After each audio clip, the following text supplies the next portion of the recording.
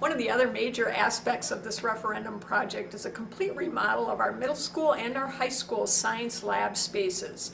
We're in one of the science labs up at the high school right now, and you can see that it's set up where it's not completely conducive to do the types of experiments and application that we would like to do.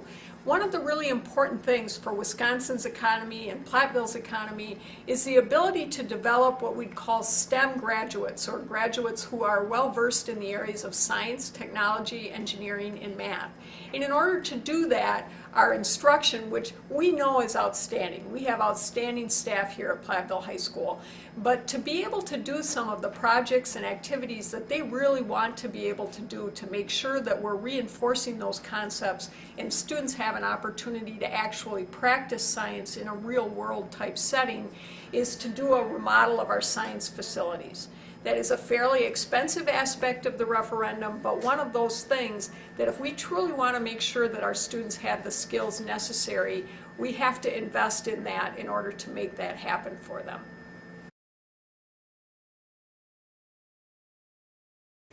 You know, considering space in this classroom, I remember a group I had last year, I had about almost a full group. It was probably like 27 or so students in here. And when you have a lab on a particular day, I really equated it to be like a traffic jam. There's not a whole lot of space in between the lab desks, and I can't move the lab desks. That's one thing I don't like. They're bolted to the floor. They do have electrical access, but that's about it. So moving and navigating through this classroom, and it's a small classroom to begin with, it's not really made for science. When this room was originally designed, if you were to actually see the back corner of it, it's actually connected to our health room, and there are counters actually blocking it now. So I'm thinking a long time ago this is actually part of like a home economics class, because there are like ovens and microwaves in the other room, so maybe they did their teaching in here, their projects in there, so this wasn't really made to be a science room. So it's a bit limiting in terms of size, and also I don't really have gas access or anything, so when I have my chemistry unit, I feel kind of limited sometimes with what I can expose students to. So in a separated classroom that was enlarged, that had additional sinks and lab tables with a different teaching space beside that, I think that'd be just a great addition to here. Well, I've been at Platteville now for 6 years, so when I first came here, I came from a facility that had been recently remodeled. So we had lab stations that were much more updated than these. It was built for technology, unlike this room that doesn't have outlets. You know, we struggle with where to plug things in. It had updated safety equipment, it had updated lab equipment in general, things that we don't have enough of here. So, you know, this room probably needs some of those things to have the wow factor when kids walk in. Yeah, I mean, in chemistry labs, since we don't have that gas access, even one that I don't even have up front, you know, showing interactions with different elements, perhaps the colors that they give off, or different exothermic reactions that occur when I can use that gas access. So instead, what I'm relegated to is using hot plates. I mean, you know, hot plates, you know, sometimes that they work with lab settings, but having that instant gas access is incredibly helpful. And having students be exposed to how certain scientific instruments are used. We can't do that. I just feel that we could really go into chemistry in depth at 8th grade, but this classroom itself is just limiting. We don't have gas, so we can't do a lot of chemistry type experiments. We don't have hot water, so I do a thermal energy unit that we don't have enough of the, you know, we can't do certain labs because we don't have access to hot water. Physics, we probably would need, again, like better electrical supply and things like that if we were to switch that to the 7th grade curriculum.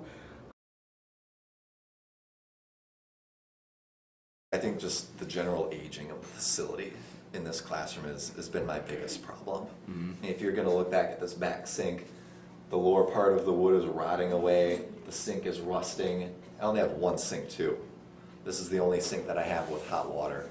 And when you talk about a chemistry lab, where you need running water for 12 different lab groups, and you have 12 different groups waiting to use one sink, it's not feasible. The sink I have up front It's not warm, it doesn't have hot water access, so it's just not enough facilities. I also mentioned having gas access for use of Bunsen burners. Sixth grade is the only room in the building that has working gas access. I would say we need updated safety equipment. You know, we have one goggle sterilizer that Steve and I share. We have one safety shower. We have eye wash stations that aren't maybe the best they could be. But yeah, we need appropriate chemical storage, ventilation, things like a microwave, refrigeration. We don't have any of that. Having that shared storage, we'll be able to share materials. Curriculum-wise, it'll help us make a better connection of, well, I use this, so you use this in 8th grade. That type of thing will be better. It'll give us where everything is in storage rather than sitting around the room. And he's got the same thing where stuff's in cabinets that probably should be stored in the locked storage cabinet behind.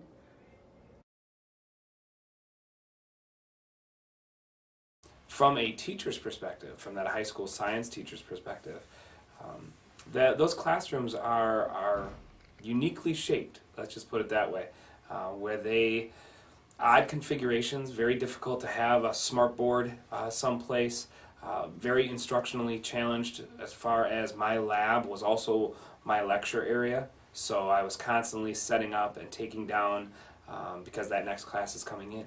And maybe wasn't maybe a science class, it might have been a math class. So when my classroom was both lecture and lab, that was a challenge.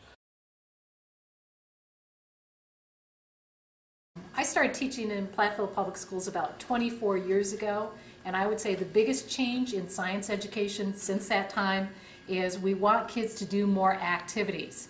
Labs, I'm doing some labs today that were only done at the college level when I started 24 years ago. So when I look around my room and look at how I have to set up my lab stations, I have to pull out electrical cords, extension cords, to plug in microscopes, to plug in gel electrophoresis trays.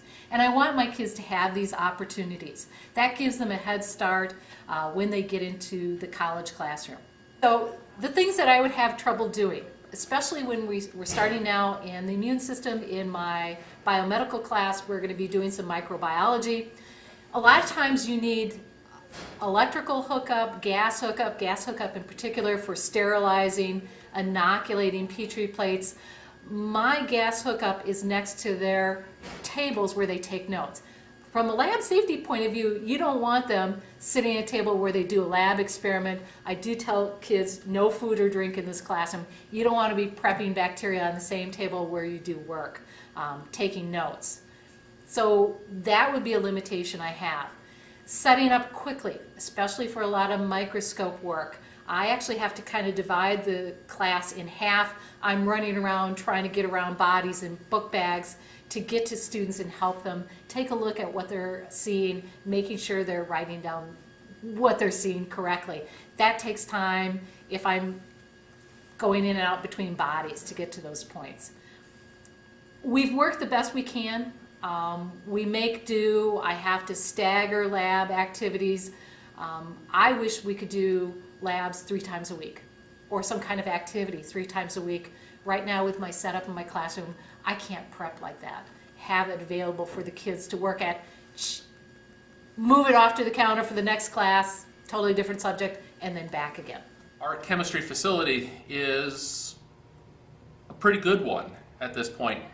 There are some shortcomings, but there are some very good aspects to it that the new design that we're looking at keeps those good things and adds some improvements. One of the big improvements that I'm interested in is the supervision of students that I can do with the new design. At the current time, I have a classroom and I have a lab. And so it's very hard if I have students that are working within the lab and working within the classroom. And today's labs are much more like that. At one time, high school chemistry was everybody was doing the exact same thing at the same time. And we've moved away from that last 10 or 15 years, and it's more self-paced, especially the advanced chemistry class. And they're working on different labs at different times. So I need to be able to supervise 2 different areas at the same time. And with the current setup, which is very nice, I have a wall between the classroom, which gives me that security of keeping kids out of the lab when I don't want them out there, but it also doesn't allow me to see what's going on in both rooms. The new design actually puts in a half wall between the chemistry classroom and the lab area, and then the upper part of the half wall, there's a glassed-in windows. So I actually have a full view of both of those, and security-wise, that's fantastic. You know, there are a lot of great things I love about my room, but there are a few limitations. It's like having a really cool old car that and I explain it to people that way, that it's really cool. I mean, but there are things that newer technology has that you just wish that you had inside of your car. The first and foremost for me is my layout. My room is basically split into two sides. I've got a front side where people can watch presentations in the front of the classroom, but then there's a back side to it. So when kids are taking quizzes or tests or we're doing labs, I split them up, and it's really hard to supervise kids when they're on the other side because there's this barrier wall kind of where my smart board is at. So that would be just having everybody to be in one enclosed space with nothing in the center to like get in our way would be probably the biggest benefit for me. A next large limitation that I have is I don't have power. Like I have electrical cables running across the linoleum to get to different spots. I don't have access, and my kids don't have access to any electrical outlet.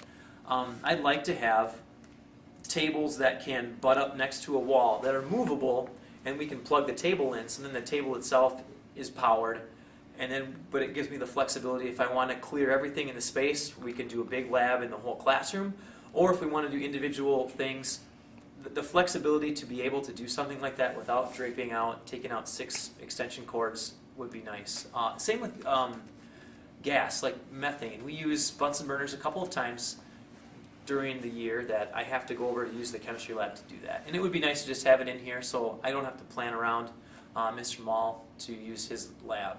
Things that I haven't been able to do. Like in my previous job, I had individual lab stations for my kids. So when we get into the last probably month and a half of school, we're doing electronics. And having the kids having a power supply, I could just plug it, the kids could just plug it in at their spot. They could do all sorts of labs, specifically in electronics because you're using electricity, you know, and I can't do that. I can't do that here because there's just no place to plug them in.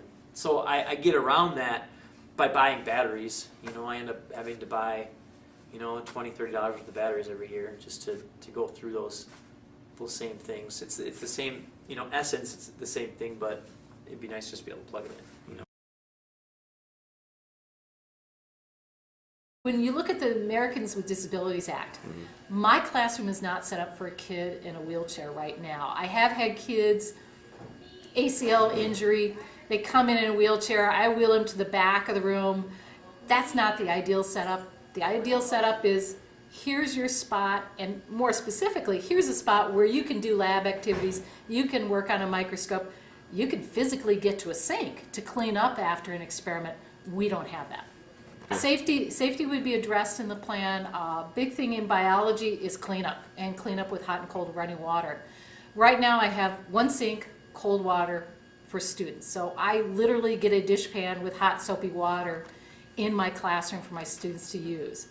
With the new design, multiple sinks so kids can be cleaning up and do so safely. I'd like to put in double doors, not just one door that kids can come in, but I'd like to have 2. And the reason for that is the university's got some really cool objects that are big. Like the Society of Automotive Engineering has their F1 car. The Society of Civil Engineers has their steel bridge. They also have a concrete canoe.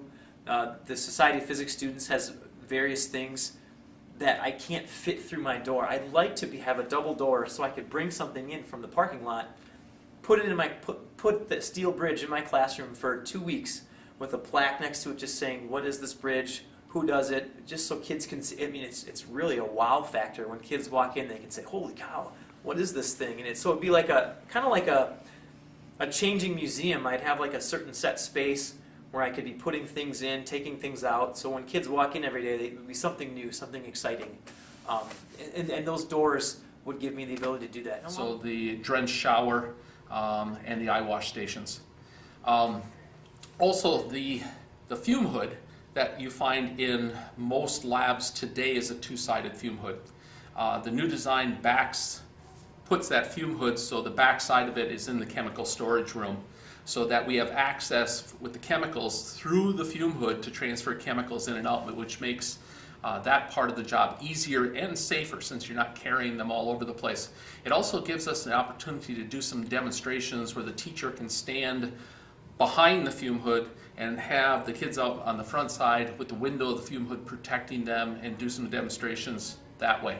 The other major change that would take place in the chemistry lab is the placement of a large island in the middle of the classroom that would allow for the expensive electronics to be placed in an area that's available for all of the students, the balances, the pH meters, the colorimeters, the Meltemp machines that we use quite often.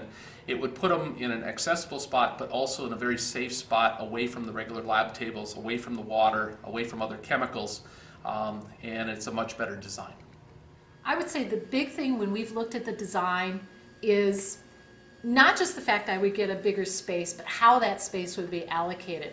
Right now, when I look at my room, I would say 2/3 of my classroom space is for kids sitting down, traditional style of lecturing, looking at the overhead, maybe watching a video.